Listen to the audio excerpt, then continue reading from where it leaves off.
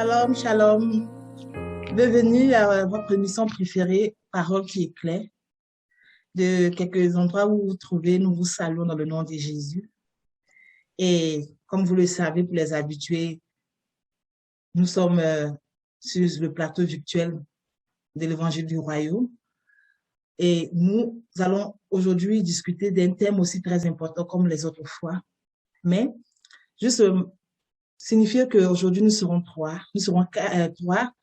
Il y a une de notre sœur que vous connaissez pour les habitués qui n'a pas pu en fait se libérer de ses travaux, notre sœur Prisca. Mais nous avons la sœur Anordine sur le plateau, la sœur Sandra et moi qui parle, je suis la sœur Clarisse. Donc, veuillez prendre place et puis on vous souhaite une très bonne écoute. Que le Seigneur vous bénisse. Et comme je disais d'entrée, on va comme aujourd'hui parler, discuter autour d'un thème très important comme les autres fois.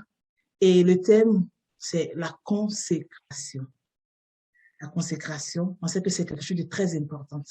Donc, nous allons discuter et puis si après cette émission, vous avez des questions sur ce thème ou même vous avez des incompréhensions, n'hésitez pas à nous contacter via YouTube ou Facebook de l'Évangile du Royaume et on va se donner le plaisir d'échanger avec vous sur ce thème. Que le Seigneur nous bénisse. Donc, sur ce, les sœurs, on va comme aborder le thème de la consécration. Juste savoir, quand on parle de consécration, quelle définition on peut donner à la consécration? Rapidement, comme ça, je pourrais peut-être dire que la consécration, n'ayant pas de consécration, c'est vraiment quelque chose qui est mis à part pour un service particulier. Donc, quelque chose qui est pris du milieu peut-être d'un certain groupe. Parlant des personnes, c'est vraiment des personnes qui sont prises d'entre, on dirait, on dira peut-être tout un peuple qui sont mis à part pour Dieu. Donc, pour ce qui est de la définition, j'irai peut-être rapidement dans ce sens-là. Sois bénie, sœur Sandra. Amen. Et sœur Anodine? Amen. Donc, la Amen. sœur Sandra a pas mal tout dit. Mais quand on cherche un peu dans le dictionnaire, dans le Strong, pardon, ça signifie, la consécration signifie avoir les mains pleines. Donc, ça signifie être plein de quelque chose et également c'est un mot qui signifie être mis à part pour un but particulier. Donc, je dirais que c'est les deux définitions qu'on peut donner à la consécration, avoir les mains pleines de quelque chose, être rempli de la chose, vraiment être consacré, se dédier à quelque chose. Donc, c'est un peu ce que je peux rajouter à la définition. Soyez bénis, soyez bénis. Eh bien, c'est vraiment une définition simple, compréhensive, générale, qu'on pourrait donner à la consécration que vous avez dite. Et c'est vraiment pas mal ça. C'est vraiment être mis à part, se séparer d'eux pour une divinité quelconque, quelque chose de, je veux dire, de précis. Mais je vais nous inviter quand même à lire un passage parlant de la consécration dans le livre d'Exode. Je pense bien, c'est Exode 28, à partir du verset 1er. Fais approcher de toi Aaron, ton frère, et ses fils, et prends-les parmi les enfants d'Israël pour les consacrer à mon service dans le sacerdoce. Aaron et les fils d'Aaron, Nadab, Abihu, Éléazar et Itamar. Tu feras à Aaron, ton frère, des vêtements sacrés pour marquer sa dignité et pour lui servir de parure. Tu parleras à tous ceux qui sont habiles, à qui j'ai donné un esprit plein d'intelligence. On va juste s'arrêter là pour dire que en fait c'est vraiment, je veux dire, être mis à part de Dieu. Si on veut rester dans le cadre en fait de la chrétienté, dans le cadre en fait de la chrétienté, c'est vraiment être mis à part, c'est se séparer de, comme la sœur Sandra a dit, d'un groupe de personnes et puis être vraiment dédié à Dieu pour le service du Seigneur. Donc, c'est un peu pas mal ça la définition qu'on pourrait donner à la consécration. Amen. Donc, mais la chose la plus importante, ce n'est pas d'avoir juste la définition, mais on peut connaître la définition de la consécration et puis on peut ne pas connaître vraiment, je veux dire, son but et puis ce à quoi est-ce que, ce à quoi nous amène à faire en fait. Donc, ça m'amène à poser la question, c'est quoi la consécration? Nous avons une idée de la consécration, mais c'est quoi son but? C'est quoi son objectif dans la vie, en fait, de celui qui est séparé, dans la vie de celui qui est mis à part? C'est quoi l'objectif, en fait, de la consécration? C'est ça, Nordi, je pense que tu as beaucoup de choses à dire, hein, aujourd'hui. On va commencer par Mais toi. en tout cas, on remet entre les mains du Seigneur. Le Seigneur nous conduit. Mais bon, Amen. j'ai pas beaucoup de choses à dire. Mais ce que je voudrais dire tout simplement, c'est, en fait, ta question, c'est de savoir en quoi ça consiste vraiment. C'est ce que je C'est comprends. ça, ou son Donc, but. c'est ça. Donc, comme tu le disais tantôt, on parle de la consécration vraiment dans la vie chrétienne, en fait, parce qu'on veut se consacrer à Dieu. Et quand on parle de consécration, ce que ça consiste à faire, c'est à mettre le Seigneur en premier en toutes choses. Et ça fait en sorte que lorsque on va être confronté à des conflits d'intérêts, Mhm. c'est-à-dire des choses qui vont à l'encontre des intérêts du royaume, on va toujours préférer le royaume à ces choses-là. Donc, c'est ce à quoi ça nous emmène. C'est en fait ce à quoi ça nous emmène, ce que ça nous amène à faire. La consécration consiste à mettre vraiment le Seigneur en premier en toutes choses. Et je vais lire un passage dans le livre de Luc, le chapitre 14, 25 à 35, qui résume quand même un peu l'essence de la consécration. Donc, Luc 14, versets 25 à 35, je vais le lire. On dit, de grandes foules faisaient route. Je vais attendre que vous trouviez le passage pour qu'on puisse se suivre. OK.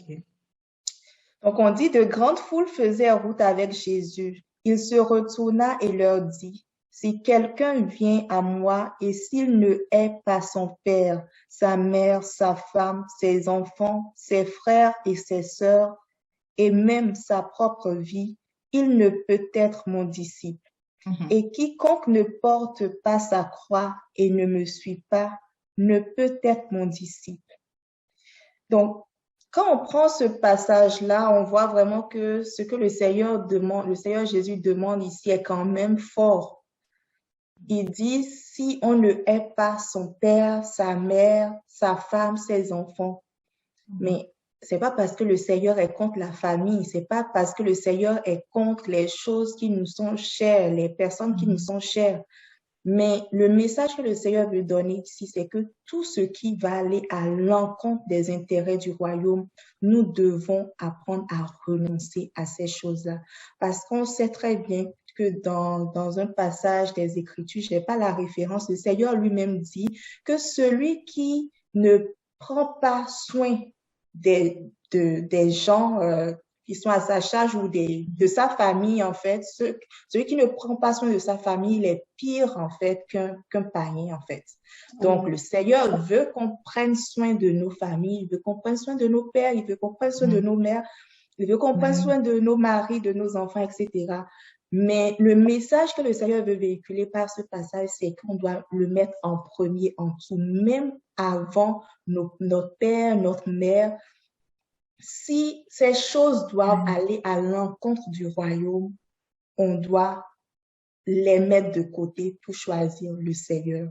Parce que c'est le Seigneur qui nous donne la vie, c'est lui qui nous a créés. Donc, la consécration, en fait, consiste à faire ça. C'est comme un cheminement. On marche et à chaque fois qu'on est confronté à quelque chose qui va à l'encontre des intérêts du royaume, on doit choisir le royaume, en fait. C'est ce que cela signifie être consacré.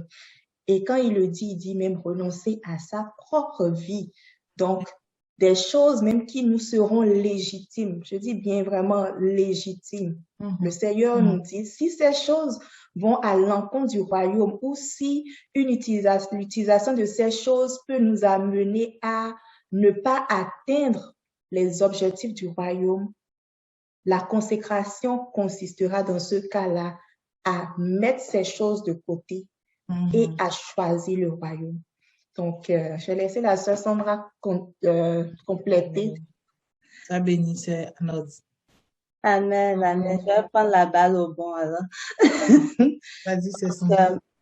Je pense, la sœur Anodine l'a vraiment dit aussi en quoi consiste la consécration, le jour. Et peut-être dans le passage qu'elle lisait tantôt, Luc 14, verset 25. Si on poursuit à compter du verset 28, la parole nous dit, car lequel de vous, s'il veut bâtir une tour, ne s'assied d'abord pour calculer la dépense et voir s'il a de quoi la terminer, de peur qu'après avoir posé les fondements, il ne puisse l'achever et que tous ceux qui le verront ne se mettent à le railler en disant, cet homme a commencé à bâtir et il n'a pu achever. Ou quel roi, s'il va faire la guerre à un autre roi, ne s'assied d'abord pour examiner s'il peut avec 10 000 hommes marcher à la rencontre de celui qui vient l'attaquer avec 20 000. S'il ne le peut, tandis que cet autre roi est encore loin, il lui envoie une ambassade pour demander la paix. Ainsi donc, quiconque d'entre vous ne renonce pas à tout ce qu'il possède ne peut être mon disciple. Donc ici, on voit vraiment, c'est le Seigneur Jésus-Christ lui-même qui parlait à ses disciples, puis il leur dit, si on veut bâtir une maison, si quelqu'un veut bâtir une maison, la personne s'asseye d'abord pour évaluer. On fait la préparation, on fait la planification pour évaluer combien est-ce que cela va me coûter. Est-ce que je suis capable d'aller jusqu'au bout? Ou est-ce que je suis capable d'aller en guerre plus de combattre cette personne-là, d'avoir la victoire? Sinon, tu prends d'autres précautions. Ou si c'est pour ce qu'est la maison, tu en connais d'abord le prix au fait. Et c'est pour nous dire, ne t'engage pas avec moi si tu ne t'asseyes pas d'accord pour évaluer le coût. Qu'est-ce que je dois laisser tomber? Quelles sont les choses auxquelles je dois renoncer d'abord?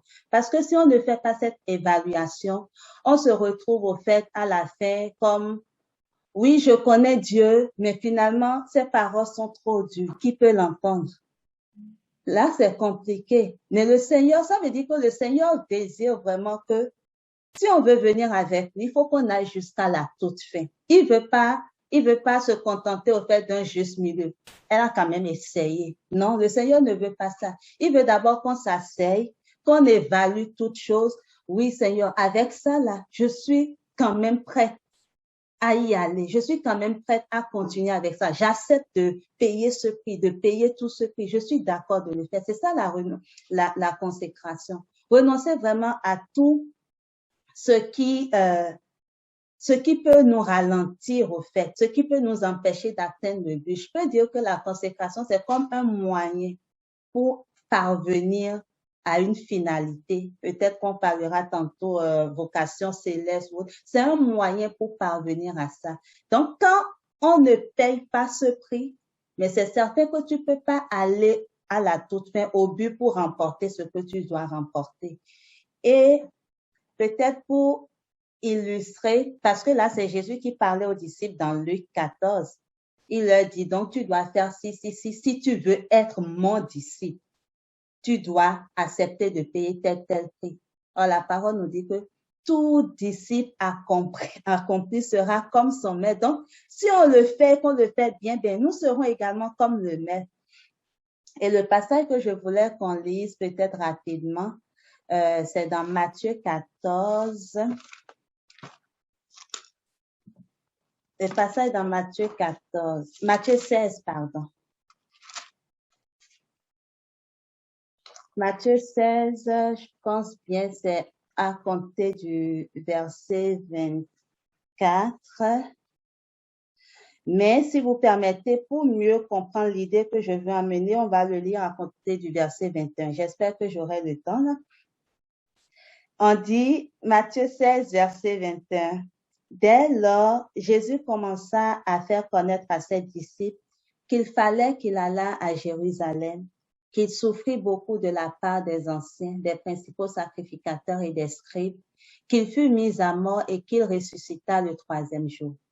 Pierre, l'ayant pris à part, se mit à le reprendre et dit, « À Dieu ne plaise, Seigneur, cela ne t'arrivera pas. » Mais Jésus se retournant dit à Pierre, « Arrière de moi, Satan, tu mets en scandale, car tes pensées ne sont pas les pensées de Dieu, mais celles des hommes. » Alors Jésus dit à ses disciples, on sait, alors là, ça vient comme conclure, je veux dire, ce qui a été dit un peu plus haut.